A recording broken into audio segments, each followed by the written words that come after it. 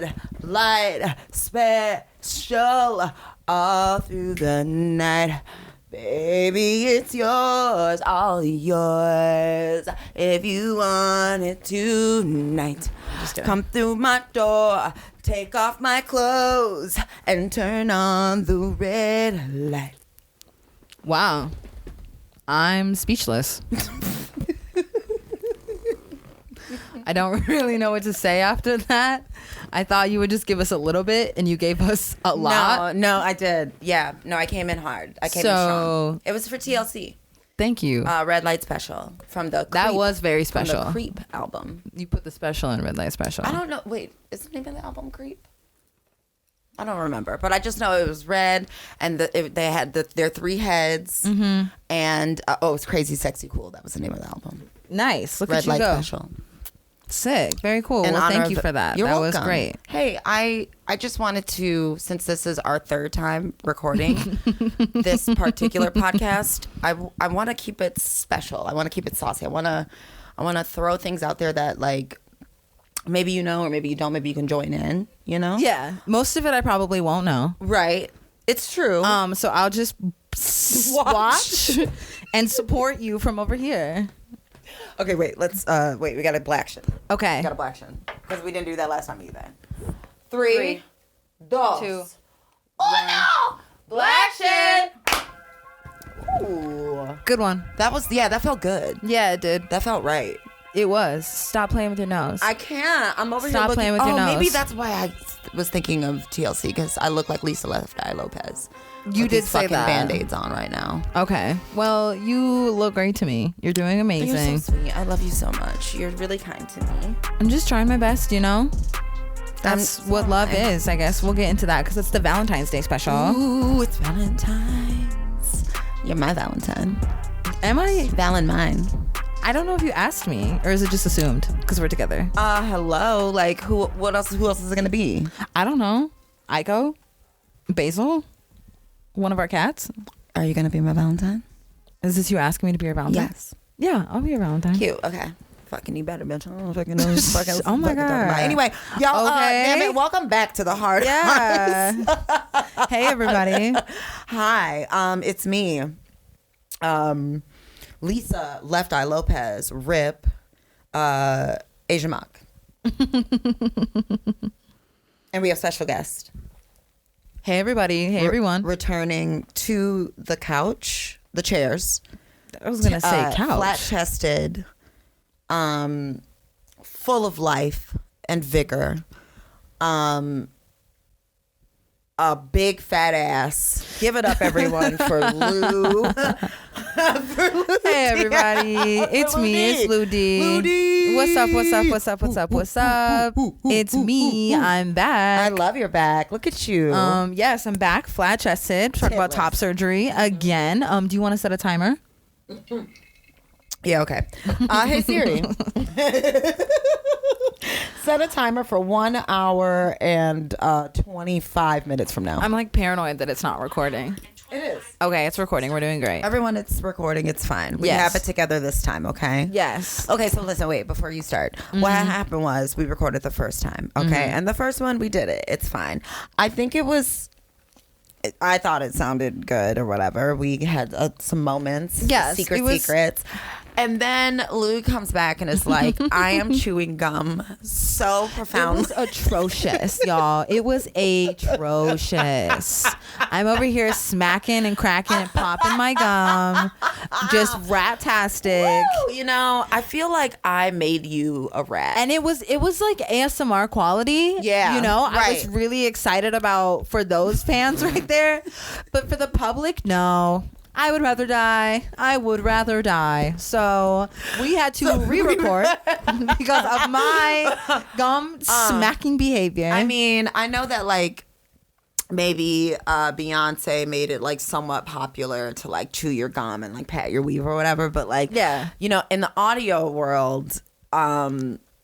It's our worst Like, you nightmare. really- It's literally the worst nightmare. I'm like, please stop. And I'm please. laughing. I was laughing hysterically because I knew that it was the entire episode. If Lou had gum in their mouth, if Lou has gum in their mouth, And what there's you're no going gum to here. hear is like a look at them teeth. Look how many teeth they have. It's true. I have a lot of teeth. Like, they're beautiful. They are absolutely gorgeous, but they are chomping. Okay, and then Lou learned a new stem, which is popping the gum on the inside. You know, favorite. I'm fantasizing about it right now. Like as soon as I'm done potting, I'm about to chew the fuck out of some gum.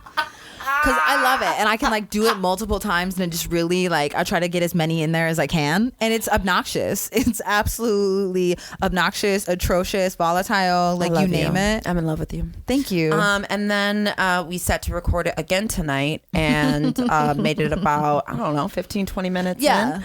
And then realized that the camera was not recording because it was unplugged. So here we are now, round 3. And doing great. Valentine's Day. Yes, Valentine's special. You know, so cute. We're gonna talk about love. Just for the people to know real quick, pronouns. Yes, my pronouns are they, them. Mm-hmm. I've been toying with she because I've really been feeling like that bitch ever since I got my titties cut off. We love it. So still 90% they, them. Mm-hmm. So if you were trying to respect me, they, them. But yeah, sometimes in my mind it's a little she. Oh my god, it's she for me too. Like, people don't know. I be telling all Lou's secrets. I just think it's so cute. They hate it because they're an Aquarius, but they secretly love it. The reality is Lou looks really tough. Like, if you were to be next to Lou in the gym, oh my god, did you see that bitch next to us today on the stair climber? She was really... The blonde one next to you? Yeah. Okay, I thought she was on something because the way her neck was swinging around. Flailing. I was like, girl, a lot. You don't need to push yourself. The booty blaster is not for you. I need you to just go for a walk because I'm anxious about your neck. And then, like, I thought it was just me because sometimes I have shit moments at the gym where I'm just like, it's just me. No, it was not just you. No, she was having a day. I was in the zone, but I could... normally, like, when I'm working out or whatever and people are next to me, like, I can zone out because I'm in my zone. Mm-hmm. But I kept... Don't let me get in my zone. Okay, don't let me get in my zone. But I kept seeing the tip of her ponytail. Like, not the tip of her ponytail. Because she was, like, waving. Yeah, it really was. Like, the muscles in her neck were feeling it more than her glutes. I can say that. Okay, sorry. Because she was swinging. Like, big wide body swinging. And this is a stair climber, America. It's not like it was like a, what is this? The elliptical, where you're like punching. Or like the, like it was literally climbing stairs. Stair stepper gets me every time. Wow. Okay, so anyway, Lou looks very tough. But Lou has a thong on underneath. Oh, absolutely. Yes. There's a G-string everywhere I go. Like, I am... That's why you're that girl. You're my little baby doll. It's true. It's my little baby boo. Thank you. That's cute. I love being called baby doll. I won't lie. It's a favorite of mine. You're so cute. But yeah, I do be looking tough. And I think that I am trying to move into a space where I also don't be looking so tough. Yes. Because I think sometimes the toughness that I exude comes off as like real, and it can attract the wrong people. So if I could start just exuding this little bit of softness and genuine softness, then like people who are ambiguous or fluid or whatever the fuck will start coming into me and will have similar energies and like see me authentically. Because all of my little friends that are also tough looking are not tough. Like, all of my little friends be out here looking andro as fuck, and then also be like, I want my nails done. I get my hair cut every 2 weeks. Yes. Like, I'm also soft and squishy. I have feelings. Let's check up about our feelings. How are we feeling today? Yeah. And it's so tender. And it just makes me giggle that, like, those are the types of people that I attract because I know that's the type of energy that I'm giving out there. So I'm trying to, I'm okay right now. I'm trying to be a little bit more on the exuding softness side. I think that's really beautiful, baby. We have not talked about that. And I think that's really, really fucking great. And true. And so true. And, like, I think also, too, as you move through, like, learning more about yourself and like regulating your nervous system, like you can walk through spaces without being safe and being aware, but not being like automatically on defense. Because like it's a safety measure. Like it's a safety measure. And so much of that has come with also like trying to feel more comfortable in my body. Now that my body looks how I imagined it in my brain, I feel more comfortable like being present, which allows me to not be on the defense. Yeah. Because like when I'm on the defense, I'm not being present in what's happening. Exactly. I'm trying to just take care of me and take care of my inner child. And so now that I'm really like lining up with how I feel and like what I believe to be true about myself, I'm able to just be more in the moment and not be so afraid to be approached or to like have life happen to me. Oh, I just love it. And I think like when I say have life happen to me, I think that as people who like have anxiety and who live in a very anxious time, we do so much to try to like micromanage and control everything that happens to us, and like it can lead to so many like anxiety downfalls for me. So when I just like chill out and just kind of let life happen to me, so many good things happen to me. Being I think that there's a massive, first of all, thank you for sharing all that, because words, everybody hear them, because this is some shit. There's something so profound about exercising presence. Like in my experiences, it's truly, as cliche as it sounds, it's so much easier said than done. But the importance of saying it repeatedly, and then like that starts the ball rolling into like putting it into action, and then like having the results that like you would like. It's you know, the work. like you really do. It's on paper, it seems like it's this easy thing, but in practice, it can be very difficult, because so much of our lives, I mean, I will speak for myself, so much of my life has been about like, you know, masking and protecting myself from other people's projections, or like not allowing myself to really experience life as a human, because I was too busy being in survivor mode of like the people that I was surrounding myself with, or the places that I was in. And I was always like up on, like in guard or on guard about, well, something's going to happen. I'm going to be exploited somehow. And I Something's totally hear that about like the being in the survivor mode, because like you just always want to be like, okay, but am I going to be okay? Okay, but am I going to be okay? And then like moving into my like later 20s now is, it's kind of like, well, now I know that I'm always going to be okay. So now that I can know that mentally, how do I put that into action? How do I feel that? How do I move in that? Where I'm just like, you know what? Everything's going to be okay. So let me like move in that. Let me treat other people like everything's going to be okay.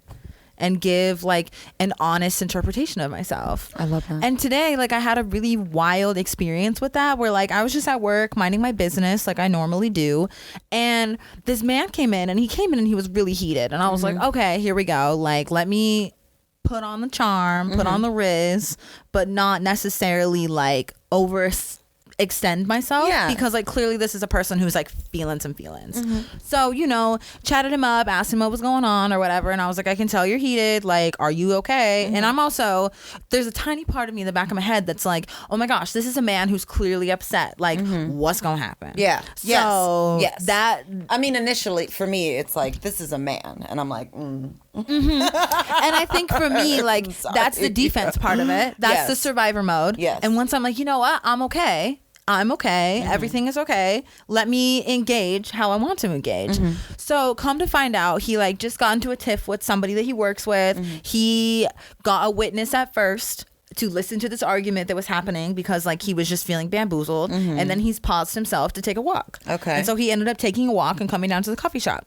So I was like, okay, cool, like I think it's really cool that you like paused yourself and took a walk, and that you grabbed a witness, because like as Black people, we always need a witness.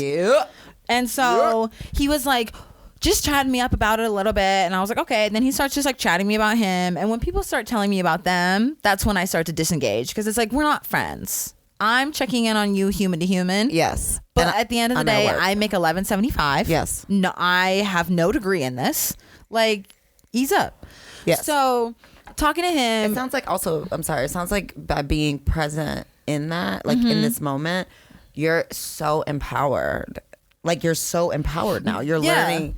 It's so cool to just watch you learn the balance of like, number one, being a powerful being, and B, number two, being a vulnerable being. So like being mindful enough to like check in with yourself and take care of yourself first. Because as Black femmes, I think that we are constantly dumped on, like emotionally or otherwise. Like part of, hey, America, I don't know if you guys knew this or not, but like service industry jobs, these jobs where we're like taking care of other people, we're doing food service. Like this is a job. A job.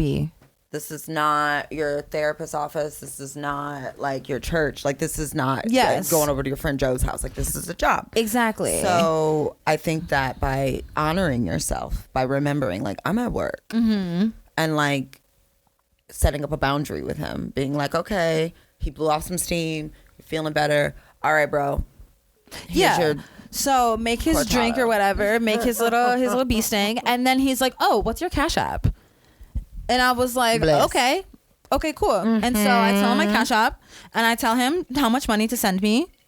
And he sends me some money. And he's like, hey, thank you. He says, thank you for being my counselor today.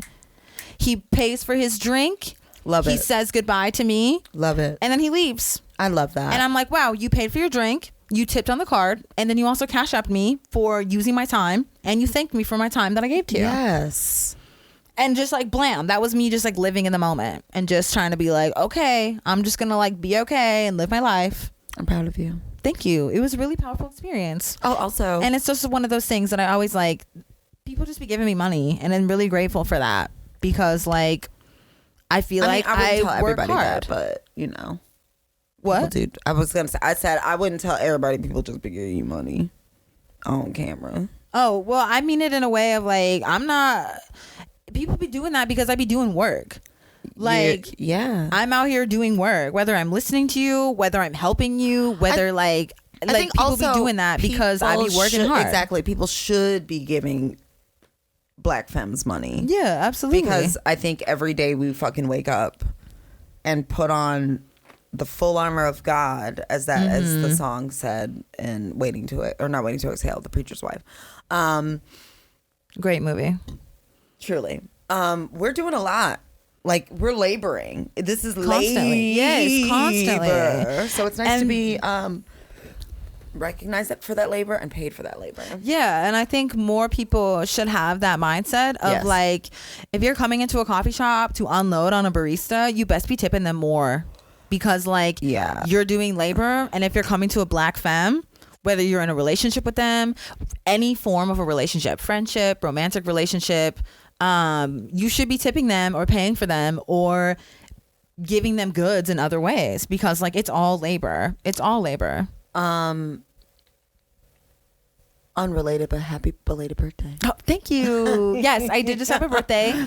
I just turned a ripe, beautiful age, and I'm very excited about it. You can say so. Lou just turned 26 years old. I did turn 26 under a full moon.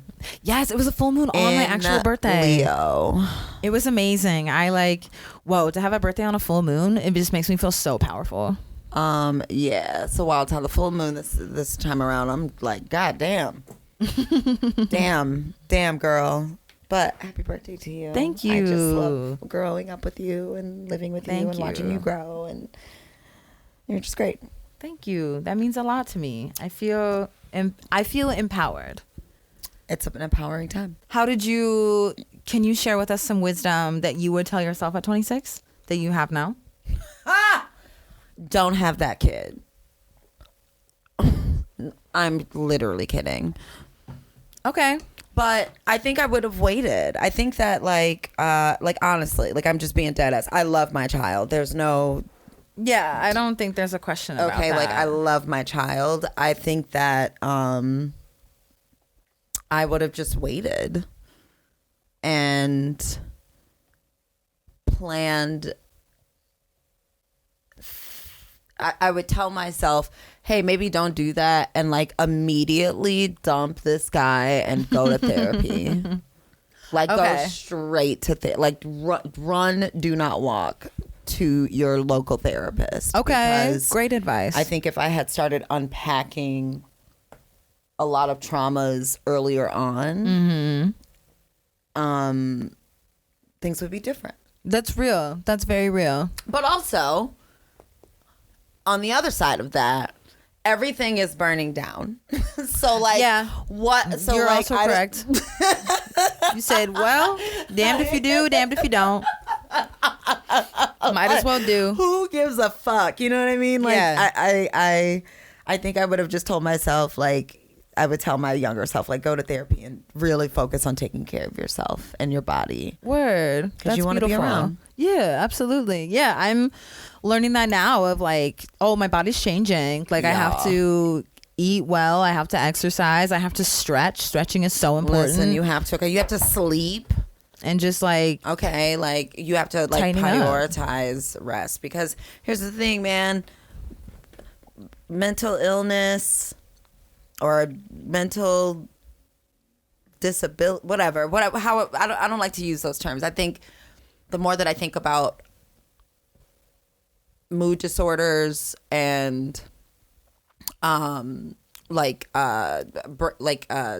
body disorders, like it's like a side effect of extreme adjustments in a constantly capitalist space. So I can't even call it an illness, because to me, this like society is ill, and like things manifest in different ways. Yeah, that makes sense.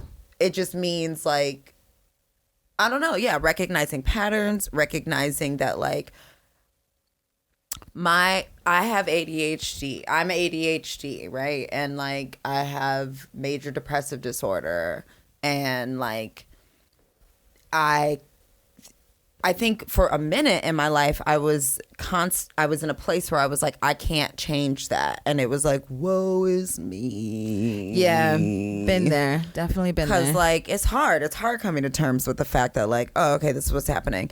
And then through resources and surrounding myself, calling people into myself that are walking a similar path, have resources, whatever, I'm finding that like, oh no, like this is just how my brain, this is me. Yeah, like that's beautiful. It doesn't change, but I can change my routines and my behaviors by recognizing patterns and then like doing safer things. Yeah, and that sounds like that comes with so much like self-involvement. Yes. Where like you really like, instead of fighting who you are, you're just becoming more of who you are. Yeah. And letting yourself flow into that, and knowing that like you need tools for help. Everybody needs tools. Everybody needs help. Period. But like, what are the ways that you need help? Yeah. And now that you've gotten those ways, you can help yourself. You can like have so much more time to do other things. I love it. Same. Also, oh yeah, another side note. My pronouns are they and she. Still tiddling around with they them, but love it. Summer's coming, so the cunt's gonna come on out. We hope so. We'd love to see it. We'd love to see it. But what's up with you, nigga? Shit.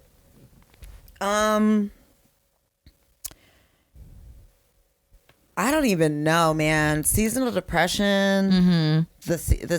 There's something unique happening. Okay. Where because I'm present in my body. Yes. I'm very aware of what's happening with the seasons now, right? Like I feel it, and it's weird. Can I ask you a question? Yes. Do you feel like you're also more present in your body? Do you feel an ever more being present in your body because like your hysterectomy as well? Like it just keeps evolving? Yeah. Oh, for sure.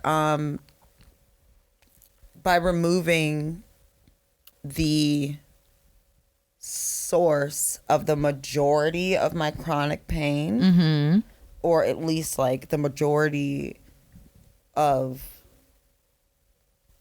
the not the source, but the majority of my chronic pain, if that makes any sense. It's like centralized. Right. I feel like it's far easier for me to be very self-aware. Okay. That makes and complete also sense. recognize like, oh, like I'm tripping the fuck out right now. Mm-hmm. Like, because I imagine you no longer have like a blinder. There's no longer that like piece. Yeah. That's like distracting so much of your mental space and your physical space. And yo, listen, Black femmes out there, I need you to like. We were just doing some merch stuff up at GBI, and I was talking to somebody up there, and they're looking at hysterectomies because they have this like mad crazy iron deficiency, and it's just like, yeah, this is serious shit, y'all. Like they're not okay. COVID is still real, and uteruses and ovaries being like dysregulating your whole fucking life is real as fuck. Yeah. Okay, like PMDD and all that shit is real, and it's not okay. Like that is not how it should be going. I can say that like I'm starting to cycle with y'all's yes, with ovaries, mine and I still Riley's have period. ovaries, so like I feel phantom cramps. I definitely can feel myself. I can feel myself starting to be jambled. Remember yesterday I was like dropping everything. I just dropped everything. Yes, I do remember just the that. dropsy. So because I have ovaries, my endocrine system is still affected. Right, because it's active. It's still doing things. Right. It's like going in a cycle. But I just don't have that compounding layer of extreme bodily pain because like these cells are what is it? Blowing up and like contracting there it is. and Yes, expanding. contracting and expanding and contract with every cycle. Right. Okay. You know? Oh, okay. That makes perfect sense. That's been cool. So yeah, it just means that like I'm more alert. I can feel spring very early beginnings. Totally. I find myself now like feeling more gratitude when it's sunny. My body is just like naturally waking up at like 8:00 in the morning. But it's slow. It's just been like a slow little kind of a change. And I think that in growing older now, in my old age, I'm like fascinated and in wonder at the process. It is slow. It's literally like my grandma says, she was like, because when I wished her happy birthday last year in December, she was like, I'm every second of every minute of every hour of every day of every month of every year of my life. And I was like, damn,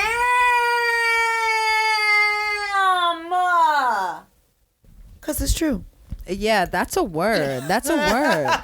I said, bitch. And like on the journey of getting to know yourself, the more you're in your body, like imagine being so embodied in your 80s. Like you have to know yourself inside, outside, left side, right side. Like it's nuts. Like I just think it's like wild.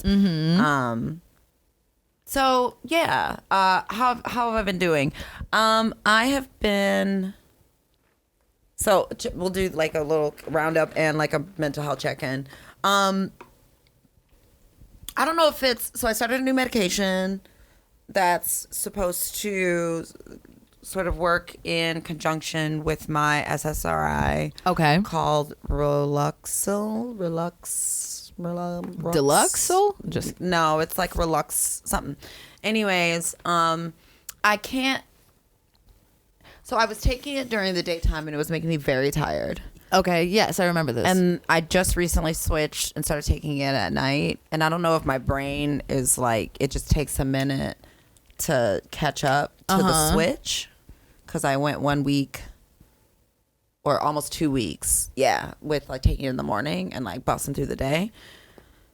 But I feel like my mind is the inside of it feels like the spinning wheel of death on a Mac computer. Whoa. I'm very familiar with that wheel. The frustration, the tears. But the thing is, I'm not frustrated or upset about it. Okay. And I don't know, like, is this peace or is this Zoloft? Like, I'm trying to figure out. Does the wheel have like colors on it? Is it just no, flat? it's a spinning. Yeah, no. Like, It's vibrant. Imagine you've got your whole system up. You've got the USB attached to another screen, right? So you can it's Matrix. You're on the You're in it. Nebuchadnezzar. You're okay. And then it's time for you to open up a whatever. And then everything stopped and you're just the spinning wheel. Now you can move the wheel. You could force close. Okay. There's a couple other options. You could force quit. You know what I'm saying? Or you could just keep spinning. Just wait. And you wait. And that's how I'm feeling. I think last episode I said something about like, or the when we recorded the first time, like, am I content or am I just? Yes, I do remember you talking about feeling content. Or am I just like waiting? Okay. Why not both? Porque no los dos. It sounds like the calm before the storm, but it's not That's what it feels like. That's what it feels like. That's what it feels like. And it's just like, okay. That's what it feels like, America. This is why we be fucking. You know what I'm saying? That's why I love this nigga. This is why I love him. Okay? That's one of the many reasons. It's the calm before the storm. Okay. Do you feel prepared for said storm? Oh, no. But yes. Okay, because when I picture feeling content in my mind, I imagine being prepared, or at least with a feeling of knowing that you're going to be okay after the storm. That feels like content to me. So I think when I'm learning, and I'm just going to be brutally honest too. Why not? In our relationship with both of our disorders, I do not have control. I don't have control. I have tools that I've learned over time that help me regulate, but I don't have control. And I think like there's so much freedom in recognizing that I am not in control, but I am in control of what I am in control of. Yes. Okay. So like I'm lucky enough to have like some tools in my backpack that I know will get me where at least to the next part of where it is that I need to go. Yes. I have a lot of faith and hope because I don't really, I be worrying, but I'm trying to put that worry down and walk in, not like blind, stupid, like this is I'm just living in dreams. Like it's not like that. Right. It's like, no, I have a vision. I have a goal. I know what I want. I'm 100% certain that with the right recipe of things, it's just a matter of time. Right. Okay. And I'm not really pressed about maintaining any kind of hype around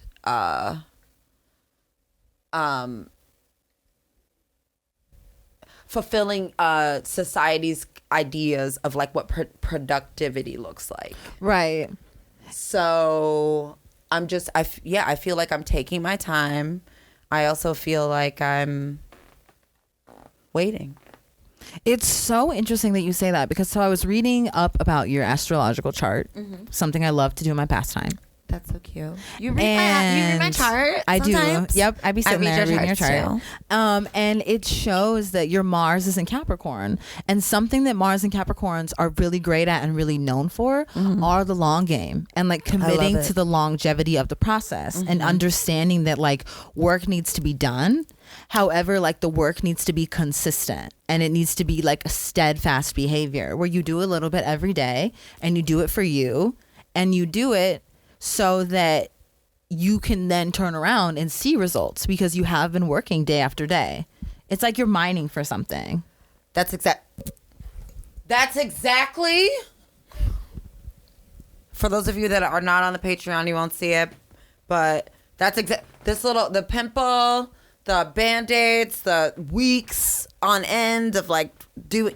Yeah, You're mining for it. I'm mining for the great release because here's the thing, y'all.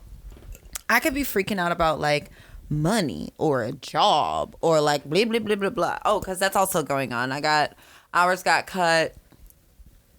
Maybe I'll tell y'all in a Patreon episode on a tier about what happened with some work shit, but that's a great idea. I like that. Like a solo episode. I'll just like live stream or something.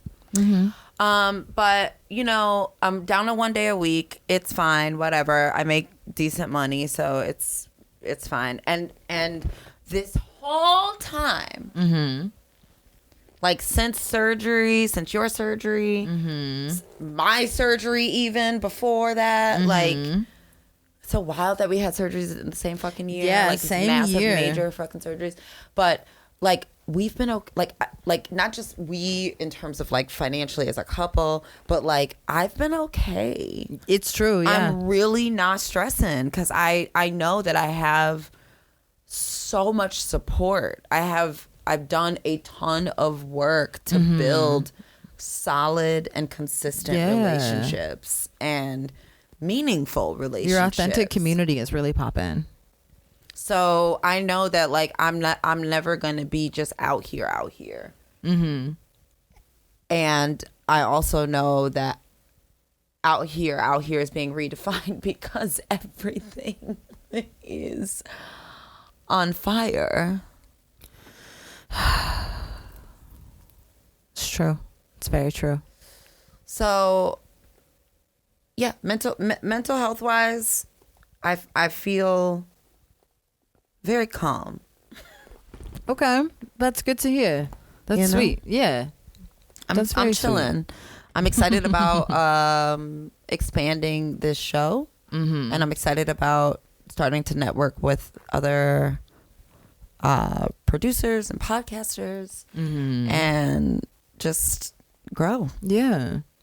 I love that. That makes me really happy to hear. And especially in these like hard times, like with the weather. Yeah. Like it's nice to hear that you like, you know, can find some peace and find some contentment. Listen, Michigan's still a shithole. Okay. It's gray. I hate it. I would love to live somewhere where there's a beach. Michigan, we have beaches, but I mean like beach-like weather 24/7. I'm ready. I'm ready to be an island gal. Oh, Nana, what's my name? Absolutely. Can you imagine us like two island gals? It would be beautiful. Just like melanin popping. You're in like skin great. Oh my God, we both have. Okay, can we please do matching thong sets? Ooh, neon green. I'd be curious to see what that looks like. Matching neon green thong set. I think it's gonna look fucking poppin'. And I think we wear different sarongs. Like we have different like robe colors on. Okay. And you have different like Bobby light sunglasses on. Love it. And I have like my like creepy uncle in a van sunglasses on. They're like the aviator shape. Exactly. Yeah, I know what you're talking about. But they're like the lenses are like see through. It's not like a mirror. It's not like I'm a cop. Okay, I want you to see my eyes, but I don't want you to see my eyes. You want them to see that you're having a good time. Exactly. That's the point of those. And then also we have a do-rag. We have a do-rag, and the do-rag is extra long. Cute. So okay. while we're on the boat, because we're on a boat, obviously. It's in these just songs. in the wind flowing. We love it. Love to see it. You know? Mm-hmm. 48 minutes. How's your mental health? How are you?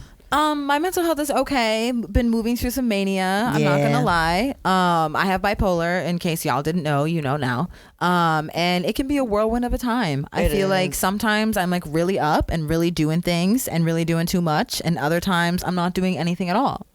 And so I'm trying to like find the midway point between both of those that just feels like being a human being, where like I can accept that I did enough and that I still have energy to do nothing, because it takes energy to do nothing. Yes. And I'm trying to find the midway point between that. So I'm not overestimating myself or underestimating myself. Can I ask you a question? Yeah. Would you mind telling the people what bipolar feels like what bipolar 2 feels like for you? Yeah. In terms of just like the it's not I don't want to say like the frequency of the ups and the downs, but like just I've been thinking about this, so I'm gonna say what I've been thinking about and kind of piecing together in my mind, and then you can kind of tell me how you receive it. Word. So I feel like if mania, which feels like all my nerves are on end, I have to do 1,000 things and be accomplishing, I have to be demanding, I have to be dedicated to the time clock of the world, if that was the color red. And then you have depression, which feels like sleeping a lot, eating a lot, not having the energy to actually be inside my mind. If that was the color blue, I would feel like I'm constantly moving in a shade of purple.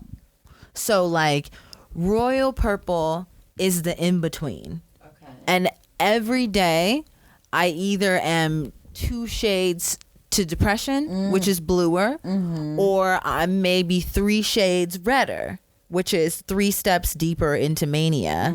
And my purple is a little red tinted. Maybe it's wearing red sunglasses. Valentine's Day. And so it's like love. Sure. So wait. Nah. Wait, your shit like this. Wait. Oh my god.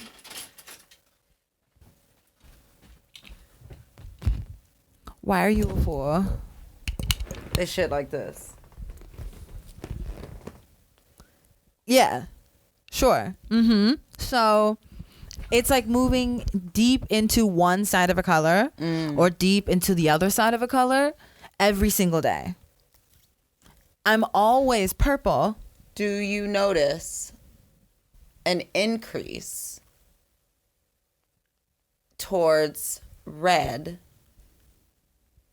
around like patternistically? Like, is it like, has there been like quantification that perhaps with estrogen and it's on the way? I think shit? I've been trying to track it and be more aware of tracking it, and that's been noticeable where like maybe a week before my period I feel mania. Yeah. However, it also has to do with outside factors, where I also experience mania when I am in a deep caretaking role. So I notice that mania also comes up for me the weeks that we have Riley. So it's kind of like a toss-up. And every day I have to put a pin in that too, because I'm realizing now that there are different types of mania, though. It's different. Absolutely. It's very different. And sometimes, I'm going to take a drink real quick. Sorry, 1 second. No, it's totally fine. I notice that my mania has different ways of coming out. It's got different personalities. And it feels like it has different personalities, where sometimes I'm going to react like this. Sometimes I'm going to react like this. The majority of them have to do with exiting the situation That is something that I have found to be like a common thread. And that's for me how I know I'm experiencing mania, because I'm feeling like I got to get out. Like, and it's a feeling of trappedness. Can I get out? Can I escape? Yeah, I cannot get out. I cannot escape.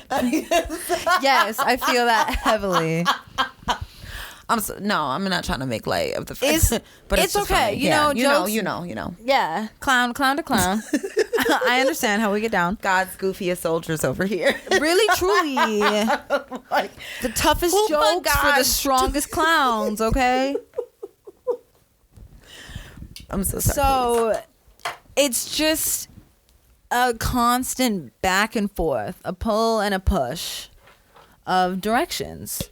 And who I hang out with, what I eat, what I don't eat, how I sleep, all of that impacts how I feel. Yeah.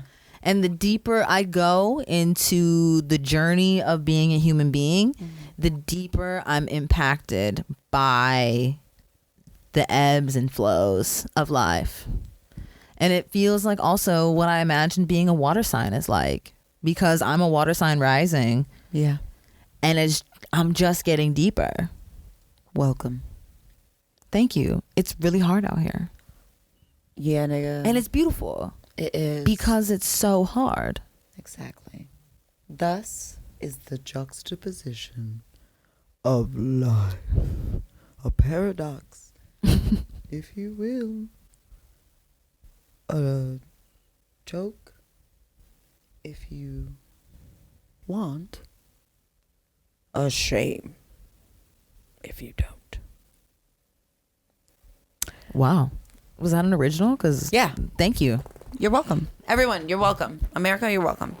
I think that observationally as your partner, I can say that I for sure notice a pattern. I think that it's extra spicy that I just so happen to have a neurological disorder, quote unquote. So wait, there's mood disorders and then what? Behavior disorders? Yeah, there's mood ones and behavioral So, disorders. Yours is a Mood disorder. and mine is a behavior. So just so happens that my behavioral disorder just really loves patterns. Boy, oh boy, do I love it. Boy, oh boy. Not only do I love patterns, but I have a Mars Capricorn. So I love consistency in patterns. Yes. Riley does too. It's actually like why she's really rhythmic and shit. Because her Mars is also in Capricorn. Hootie-hoo! We got the listen, my pum does things, okay? Pum pum pum pum pum pum pum da boom boom.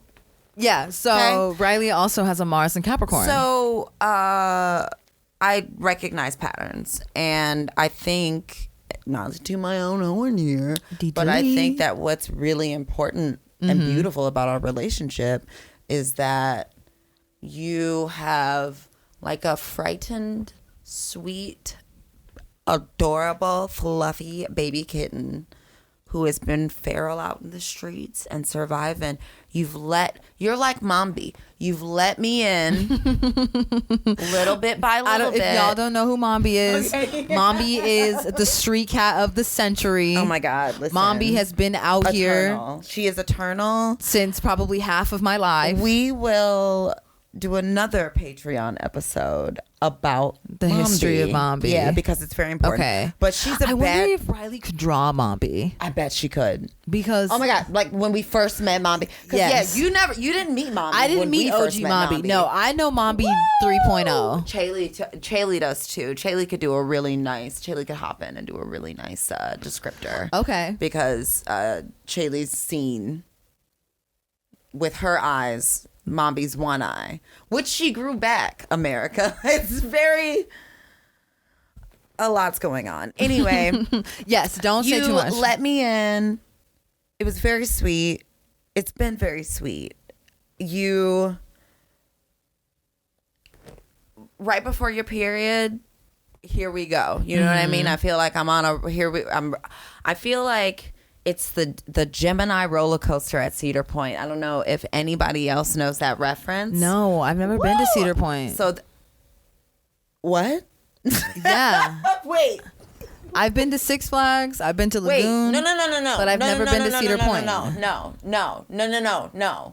What?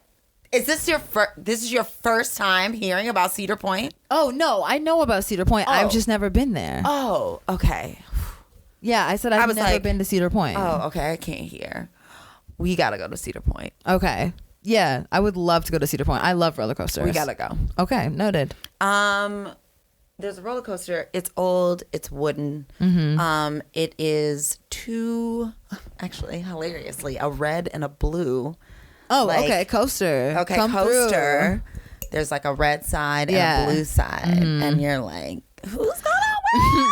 You want to know a fun fact? What? When I was in college, I went through a heavy phase of going on YouTube and watching people do roller coaster reviews. Yes, fully. Where they would be like, height, speed. I love it. Intensity. And it's just people. I also watch those. They're great. When Riley was a baby, because it was like the thing that I could, like, it was something factual. Yeah. Fun. It was thrilling. Yes. And now I see on videos that parents with little babies, they make like little fake roller coaster. They get like what? Okay, listen to me. They have like the surround sound, the screen. They'll take like a baby. They'll make a basket or something or whatever, like fill it up with like a little blanket. Not a baby. I'm so sorry. We'll say like a small toddler. Like 3. We'll say like 5? 2 to 3. Okay. 2 to 3. Okay. Because you can set it up, right? You can get away with the fantasy. And then you put the box or the basket on you. Okay. And you play the roller coaster video. Okay. And then you're like, that's adorable. And kids love it. That's adorable. Can you imagine that kind of the thrill? That's a rush. That's a rush, baby. You going to sleep that night. Listen, yeah. I feel like that you just hit super speed.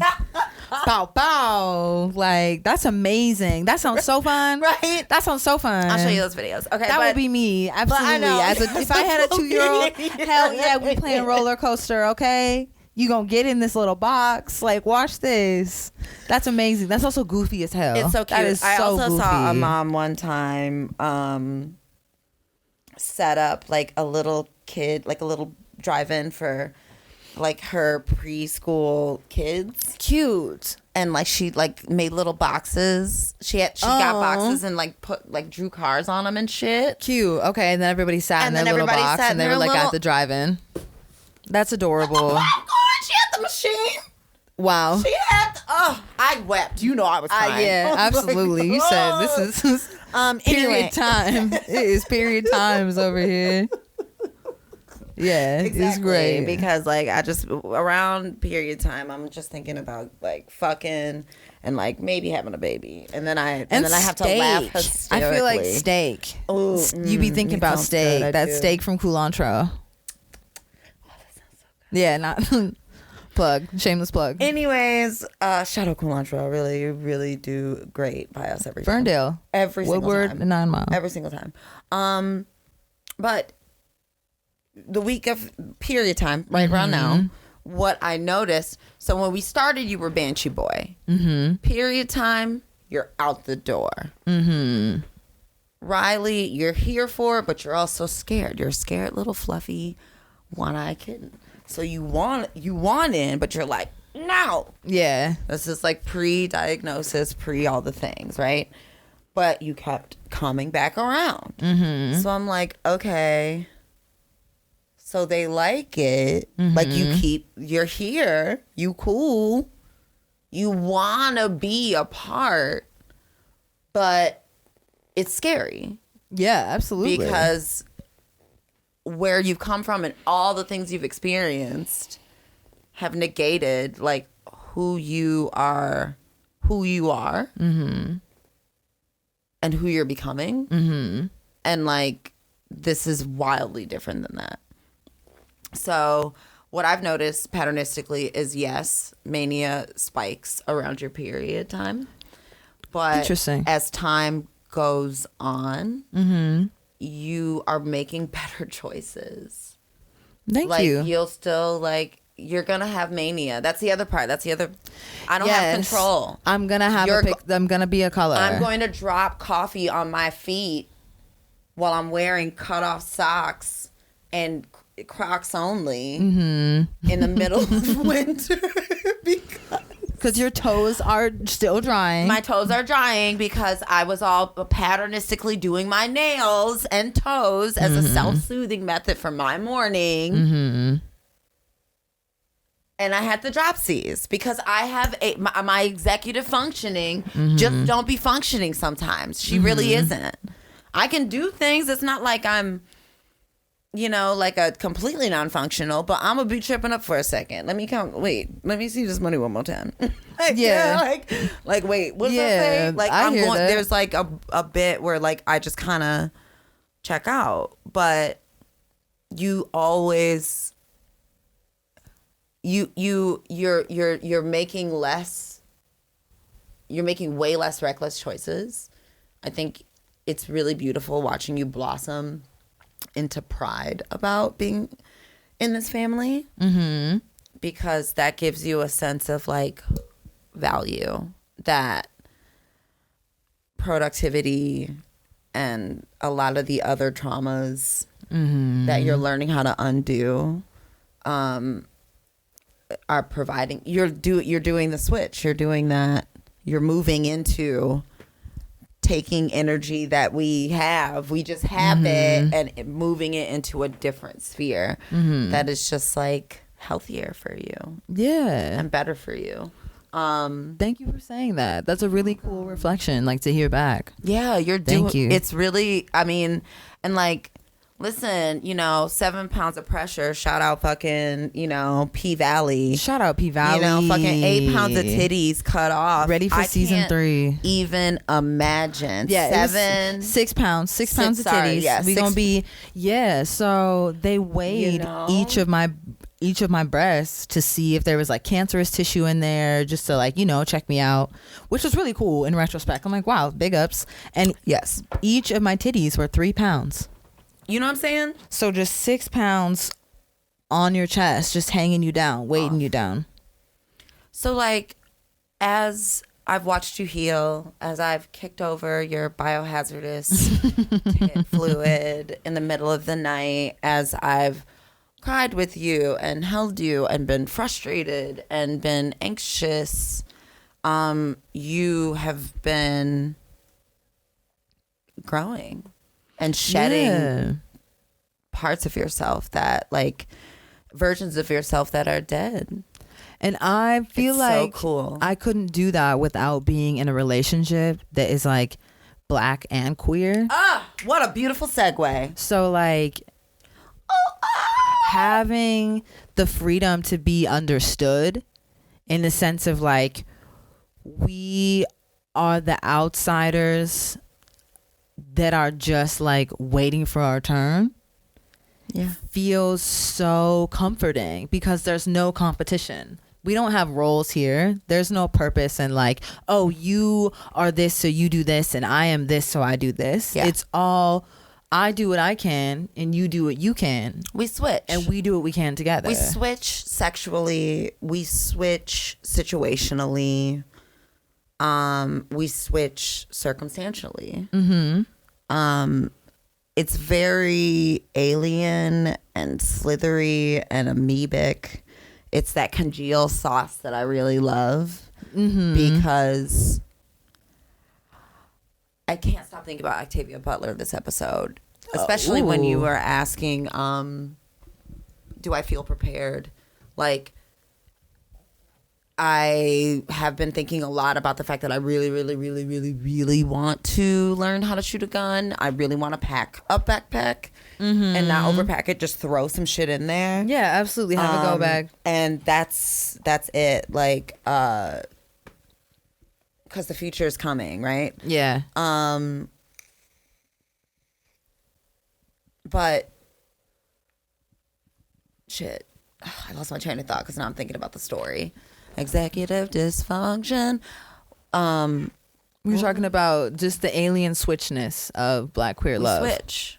We have to. It's the only way to survive. Yeah. It's also very like, I think about times of slavery and like when, oh my God, in yes. order to just survive, Yes. everybody had to be willing to do whatever work they could to keep the family spirit going, to keep the spirit of love going. And like, as much as there are said to be roles, there are so many moments where roles are switched, especially when you hear about like men who were being really, really queer and really gay with other men. Yeah. Because everyone was doing everything. Yeah. And that's what queer love feels like, is like everyone is doing everything and is doing their best in order to keep the love going. I lost my damn breeze. Wait, here it is. I am so happy you're talking about this because this is great and perfect and so important.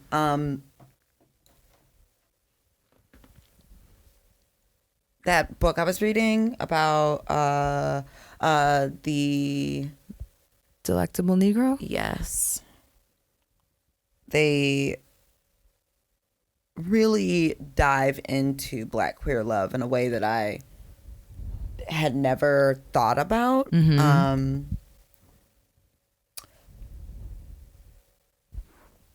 I like to know the origin of things. Again, I love patterns. Yes. Love them. I like to see how things do when you start them over here, and then over time how they progress and what progresses.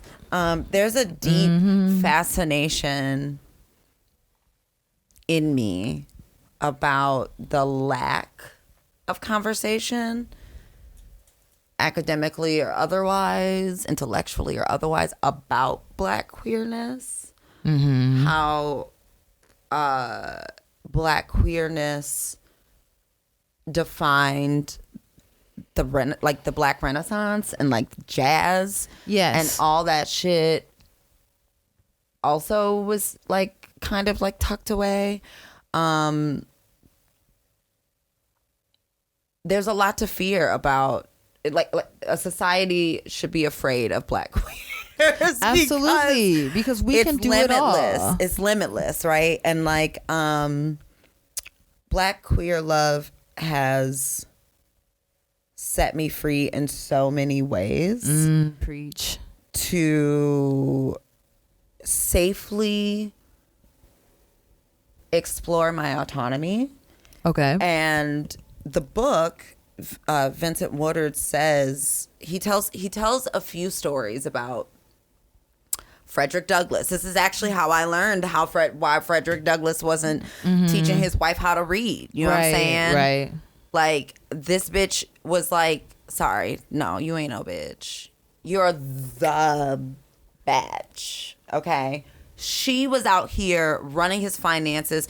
You don't need to read to understand math. It's true. This bitch is a fucking genius. And without her love of patterns and all that shit, like, he would have been fucking nothing. And he was out here on some queer shit because colonization and chattel slavery meant that everything was controlled, down to like who you spend your time with, like down to the millisecond, every second of every minute of every hour should be accounted for. Vincent's telling a story about Nat Turner growing up and having like a sexual experience with another man because they were allowed to leave the plantation together as friends. Right. We're just two roommates living together, just really close roommates forever and ever. You know what I mean? Like, Yeah. Okay. I have a suspect couple like that. I'm not gonna put them on blast, but I just like, I really be wondering about living together forever. Woo! Just the two of y'all. Okay. You know, Just gals. you know, just galling the gals. around. You just the two, just one and two. Anyway, so he was able to go out, and because a human is a human, and a human is just this is all just like a fleshy whatever. You can build romantic, non-romantic, deeply Yeah. intimate, whatever relationships, and with the Vincent Woodard also talks about how homoeroticism became a fetish when colonization happened. Okay. Because in tribal Africa and in nations in Africa, they have, and not they, but I do not know. I'm so sorry. I'll have to go back and look at the book. But there are some tribes that have like, I think it's called like grandmother husband or something like that. Like there's it's this fluid, right? Like where Okay. they're trans essentially. And Like two-spirit trans or like No. title? Like it's a title. It's like I almost want to like call Shaylee because Shaylee has the book, and I want to be like, tell me what this is. you can put it in the show notes Yes. to be, you know, like I just want to be accurate. accurate and say this. Also, would love to use Shaylee as an example in the queerness of queer love too, because how you talk about queer love isn't just between two people. Nope. Like I think people get our love confused in the sense of queer love of like our love. I don't think that they confuse us. I think that people project onto us. Yeah, they project their confusion onto us. So Fair.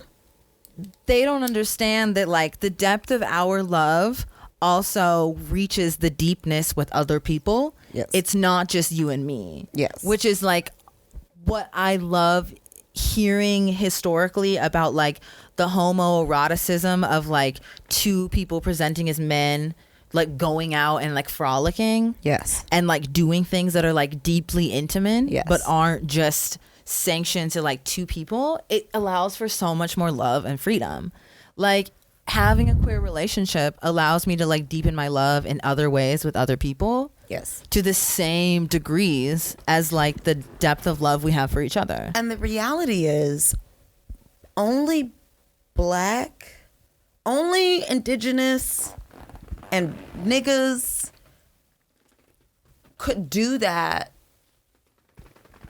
quote unquote, like because I truly don't know a lot about like the femmes, but it's easier for two black men to go and frolic together, or two men to go and frolic together under the guise of whatever, than it is for two white men in that time, because that shit became like being gay was a sin. And so was also like being attracted to animals, right? But we know, especially with Dr. Woodard's research, like y'all was fucking black men. Y'all was raping. Y'all was raping. Yeah. Hide your kids. Hide your wives. Hide your men. Y'all. This is where like the concept of the like Mandingo type black man came into, and this is why a lot of you white gay men are mad problematic. And so are your lesbian counterparts or whatever. A lot of you are really problematic because you have not addressed that you don't live in a queer space. And queerness, yes, I would love because queerness is not queerness it's not racism. gay. It's not gay, and it's not lesbianism. I'm so sorry. Because it's not. and look, no disrespect to you. You can if you gay and you identify as gay, you gay, nigga. Like I'm not be gonna gay. Ain't nobody care. I don't care. Fuck them. let Do your niggas thing. be gay. All right. Same with being lesbian. If you want to be lesbian, be a That's lesbian. fine. That's chill with me. I'm cool But with that. it's like there's this sort of matchy energy in hyper toxic masculinity, and let's just cut straight to it. Let's just that comes with white male patriarchy that is copied by other cultures. Like, the shit is wild. It's really insane to think that because of colonization. And here's the thing, when I was thinking of colonization before reading the book, I was like, oh, okay, like obviously like raping, killing, pillaging, whatever. Yeah. But no, I have to think about like the missionaries, because that's how it started. Colonization of your mind and your spirit. Dead ass. Yo, being from Utah, Listen, that's how it starts. It's like these missionaries, they embed that into your we're mind. going over. So not only the embedding, but also the watching and the eroticizing of a culture that they didn't understand. Imagine being white and British and maybe a little gay. Maybe you like to tug your little willy while you're watching Philly Get load up the dressed. docks or whatever. Okay. Okay. I was like, What? Fish and chips, okay? And like you're indoctrinated into, Catholicism or white Christianity, some sect of it or whatever. You learn that like homosexuality is bad. Meanwhile, like the priest is like, like all in people's butts and like kids, and it's bad, okay? Then you take this to Africa. yeah. Okay. Meanwhile, on the way to Africa, you're fucking whatever has holes, because you're out on the open. You're out in the open Yeah, sea. that is disgusting to think about. You're out in the open sea. Do you understand? Christopher Columbus died from syphilis because that nigga was fucking sheep, among other and children. That makes me want to throw up. It's facts. So they bring this over to Africa and they're like, God bless Africa. But before that, they're like watching. They're like lions. They're literally it's like Joseph Conrad's peeping Heart of Darkness. in the villages, watching tribes that have been doing this for men in skirts, women in pants, whatever. Men servicing other men in ways that they defined as sinful, wrong. Africa, nations, a millennium. This is where people came from. Science cannot argue Yes. and be like, ew, this is gross. But also like, I'm into it. But also, yeah, like, So I think that queerness, for me, being with you is just like setting me free in a lot of ways. I love that. You've taught me a lot about consistency and patience and growth and evolution. You've taught me a lot about like feeling contentment and being with someone that I have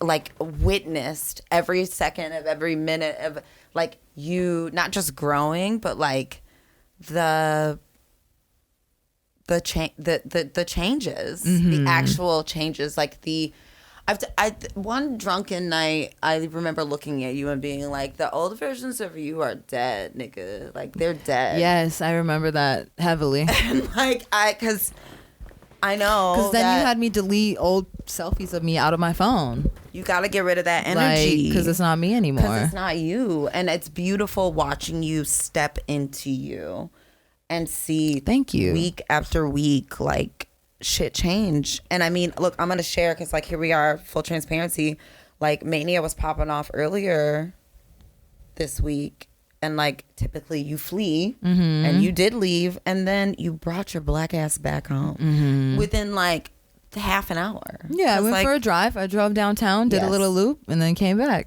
listened to some music, thought my thoughts. And like from Banshee Boy to that to now.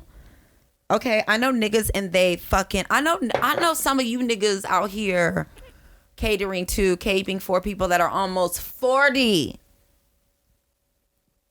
that have done less transformative work and like self-regulation and awareness than this person here that I love so much. Thank you. It's hard work. It's rapid. Yeah. Being in a queer relationship feels like constant growth. Like there's no time for stagnancy. There's no time to be undisciplined. Everything is moving all the time. Yes. Because there's no set role. Everything is fluid. And even I want to bring up that you can be queer and you can also be in a hetero presenting relationship. Yep. Because I look at my oldest brother, my oldest brother Sedain and his wife Nolani, and how their relationship is so fluid when it comes to who pays for things, when they go on dates, when it comes to how they pay their bills, how they spend their solo time. And it is in such a fluid way where they're human beings that still get to experience the beauty and love of life and of intimacy and of pleasure. Yeah. And they're not plagued by these heteronormative shackles. I told my sister, Bianca, who's been on the show, I was like, bitch, you're queer-minded. You always have been. I'm looking at the camera. I love you so much also. Love you. You're doing amazing. We love you. Rebel it's Rush. It's true. Yes. Rebel Rush Cosmetics. Get rushed. Yo, they have beard oil on there. They got candles on there. Lip gloss is coming out. It's all hypoallergenic. Yes, so good for your skin, your face. The coffee jitter scrub. One of my favorites. But recently I told her, I was like, you have always been queer-minded. And like, even if you love dick and you love being with a man, the person that you wind up being with, if that's what you choose to do, has to fucking get down like that. Like there's no, because you are queer in no how stagnancy. You live. Not like, and I think a lot of people, and I want to talk about sex for a little bit because baby, free your mind and the rest will follow. You know? A word. An absolute word. Like when you are thinking queerly, not clearly. Queerly. I didn't catch it the first time. I really didn't. I was about to do the thing with my glasses. Please. But then I didn't. Please spare us. I almost did. Thank you. When you're thinking queerly, you're thinking about the community that you have, that you're building, like without even recognizing it. But like, if I could look back at my 26-year-old self, I'd be like, hey, every step that you're gonna make is about you building your community. A word.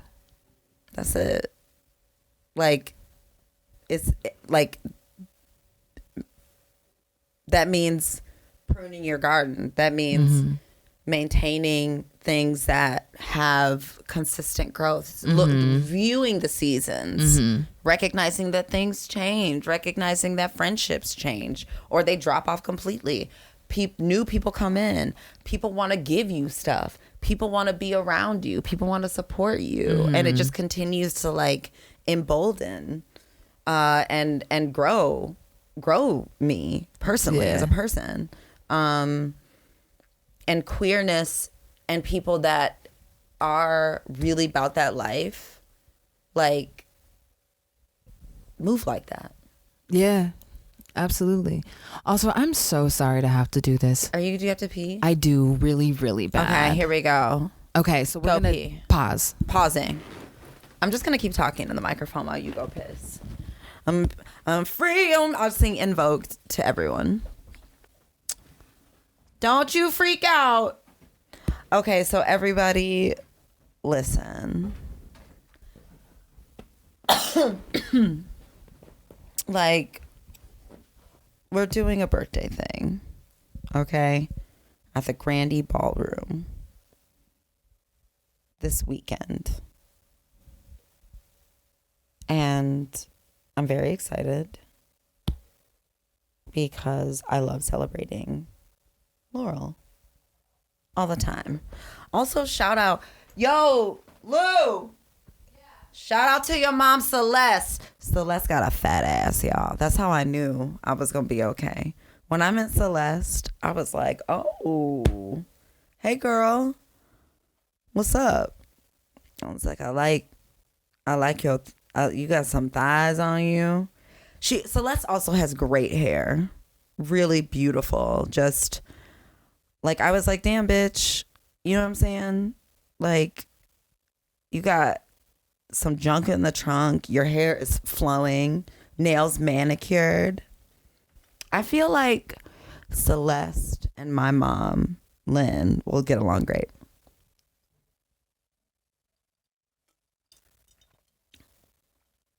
Yeah. Queer love, man. Yo. It's life affirming. I think also Black queer love is just like extra. There's just something really, it's got a little extra spice to it when you're Black. And I will speak for myself, being with someone who is Black and queer. This is my first like go round with that type of relationship dynamic. Thank you. I also think you trying to slowly back that big fat ass up into the seat without like making any noise. You're so cute.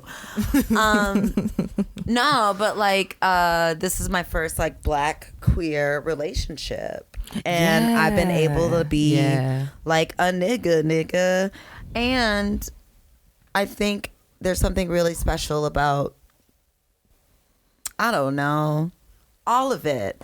The kid, the timing, the things I've learned, how they apply, letting old shit go, seeing you, seeing me in you, not feeling like threatened by that, being able to be brutally honest and just like very naked in front of you.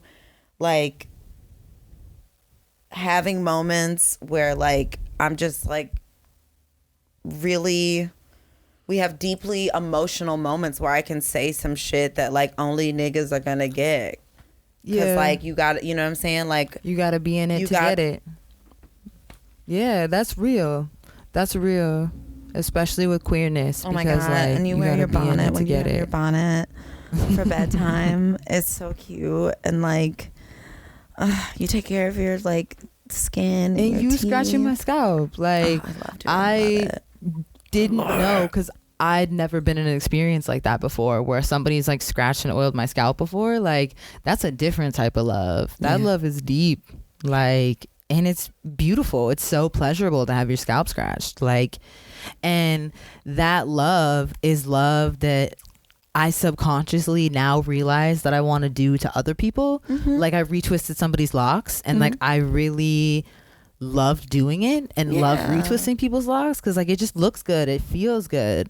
I know what it's like to have your scalp played in. Yeah, it feels deeply ancient. It feels deeply tribal. It feels deeply like part of our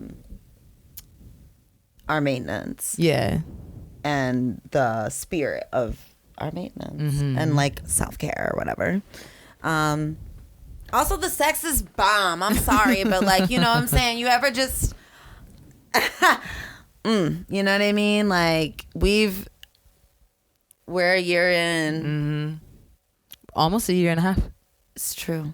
Yeah. And I mean, like, look, maybe the frequency is slowed down, okay? But honestly, I'll say this honestly. I would love to have an episode where we talk about this.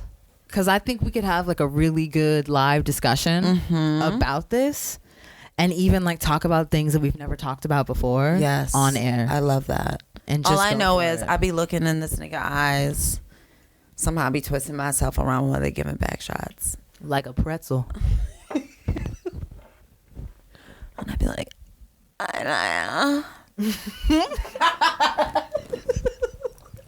I'm gonna choke. Oh my goodness. Wow. Y'all heard it here, folks. Anyway, Black Queer Love, get into it. Follow Black Queer Femmes. Follow Black Queer non-presenting individuals. Follow Black queerness is dewy. Mm-hmm. It's dewy. It's real liberating. It's dewy. Yeah.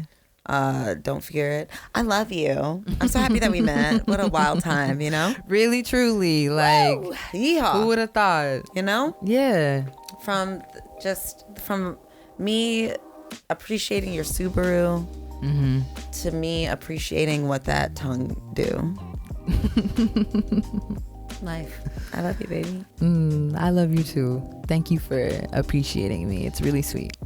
You're the best. And we really out here doing it. Like, really doing it. Speaking of which, let's wrap it up. Hey, listen. What else we doing? We're making cups and shit, niggas. Yeah, we are. Got shirts coming out. Long sleeves. I think we about to tear out this whole Patreon thing. I don't know. I'm working on some strategies. Okay. For release. Meredith Marks. I don't want it. Brooksy. I don't want it to be, I don't foresee it being like this. I don't want it to be perfect. You know, like I don't need that. I think that like, let's take our time. Let's produce what we can. And let's give it to the girls. Yeah, absolutely. I think the girls want to know. Cups are coming out. Things Cups are and coming shirts, out. yeah. This fucking voice. In the meantime, follow us on Patreon, follow us on Twitter, Yes. follow us on Instagram, and follow us on TikTok, TheHardRs313. Yeah. Everywhere and anywhere. And also send us an email if you want to talk about queer love, if you're curious about really anything. Yes. It'll get answered. I think that the next episode, I'm going to go back to our very first letter. We did get, I think, like 2 letters in the mailbox. Oh, no way. Years ago. Cool. So I'd like Okay. to honestly go back to it and like kind of revisit it. Yeah. And then like do the thing. Okay. Follow us, the Hard R's 313, everywhere. We're out here. I love you. Love yourself. Really, truly, and following queer love. Okay. Just loving yourself. And like, I know love yourself is like a whatever, people nihilist, but yo, no, listen. Queer love is not possible without self-love. You It's have to, truly you not. gotta, It's it's time to truly dig not. in, okay? It's 2023. Aliens are out, they're real. We've known. Portals are opening up. Okay, there's one right in front of our house. Our recycling bin disappeared one time. Yup. Y'all niggas better get Just sucked up. All right, you better snatch this love. You better get this joy while you can. Mm-hmm. We love you. It's true. I love you. Mwah. One love, one heart. Let's get together and feel alright.